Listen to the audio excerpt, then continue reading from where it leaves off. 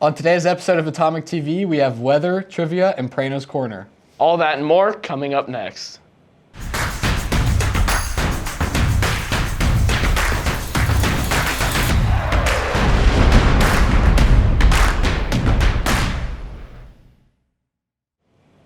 Hi Bombers, I'm Max. And I'm Deacon. Welcome to Atomic TV. Heads up, students. The leadership at the Church of Christ across the street has decided to close the parking to students starting March 17th. They cited reckless driving, garbage, and neighbors complaining about early morning noise as reasons. Please be respectful of their rules and use the school parking lots. Remember, overflow parking is available at the stadium if you cannot find a place to park on campus. March 15th is Misinformation Day. Here's Mrs. Dartnell with more. Hi Bombers, I'm here with Mrs. Dartnell. We're going to talk about Misinformation Day on March 15th. So Ms. Dartnell, what is it? Misinformation Day is a kind of a new promotion that both the University of Washington and Washington State University have been sponsoring for the last couple years. And this year, Richland High is going to be a part of this special day.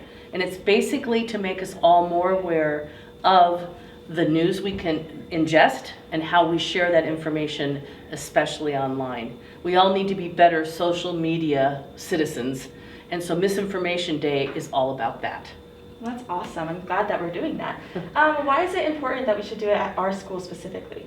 One of the things that I've noticed is, and I've talked with a lot of students and teachers about this, is we're all struggling with not just the onslaught of enormous amount of news, but the growth of fake news. And it's become confusing and hard to know what to trust, what to share, what to believe. And so Misinformation Day, we have lots of resources, short videos, and also we're doing an escape room game in the library to help teach students about some of the things we can do to identify appropriate news and things we should question. That's basically it on that day. Well, that's awesome. Make sure you guys are paying attention on March 15th to see what we can learn. Back to the studio. Now let's head over to Kelsey with the rest of the week and weekend's weather. Hey Bombers, it's Kelsey. Hopefully you made it through the wind and rain okay. So let's take a look at the rest of this week. Here's your Bomber Flight briefing.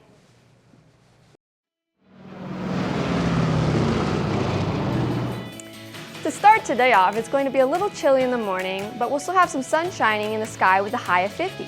There will be some winds about 6 to 10 miles per hour, gusts up to 18. Luckily, the wind will calm down to about 5 miles per hour tonight, but to end the day off with a low of 31. Heading into probably one of the best days of the week, Friday, it's going to be cloudy with some calm winds in the morning.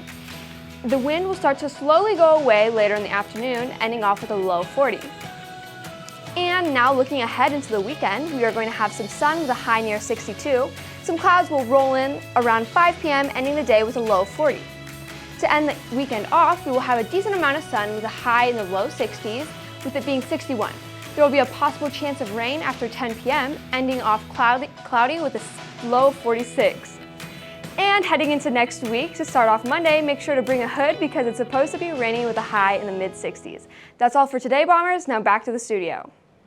On this week's trivia, we asked students how well they know their dog breeds. Let's see how they did. Hey Bombers, we're back with some more trivia. We're about to ask some staff and students how well they know their breeds of dogs. What dog breed is this? A golden retriever. Is that a golden retriever? I think a lab. A golden retriever. Do you know this one? A Shih Tzu. Oh. Shih Tzu? Oh, that's a Maltese, I think. And this one. A Doberman. Is that a Doberman? Doberman. Doberman? And one more. Yeah, I got nothing.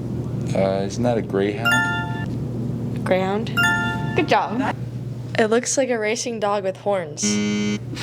Thanks for playing trivia with us this week, Bombers. Now back to the studio. Congratulations to Annika Helpenover on becoming Washington DECA State President. Here's Annika with an interview. Hey Bombers, I'm Annika, and today I'm here with Annika for Richland Rockstars because she just won Washington State DECA President. So Annika, how was your experience when running for State DECA President? It was amazing. It was probably like a once-in-a-lifetime experience. There were different steps in my application. So first I had to answer some initial questions about why I wanted to run and the whole like written application. And then later I took a test on basic DECA knowledge and learning about Washington DECA. And then during the State Career Development Conference, I gave a speech, had a Q&A session, and voting took place. So I heard you were Area 6 DECA president, which is the district DECA president. Yes. So how is that experience different than state president? So being area president last year, I worked in a mini group inside of our group of 12 that served Washington DECA. So we basically helped set up different conferences. And as state president, I basically kind of look over all these different groups and help out all of the other state officers in ensuring that all of our conferences are amazing at that and that members have a great experience. So how did you feel when your name was called over the speakers that you had won?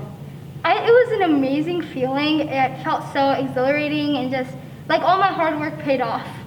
Yeah, well, all the Richland Bombers and myself are very proud of you, and we wish you the best of luck as state president. Thank you so much. And that's all for today, Bombers. Now back to the studio. Here's Ukiah with Pryors Corner. Hey Bombers, it's Ukiah, and I'm here with Mr. Prano, the principal here at Richland High. So Mr. Prano, with the mask mandate ending this week, do you think things at Richland here will feel more normal? I am so excited. It has been 2 full years on March 13th since we've had what we would consider normal school. And so with our mask coming off on the 12th, the next day that we'll be here at school is the 14th.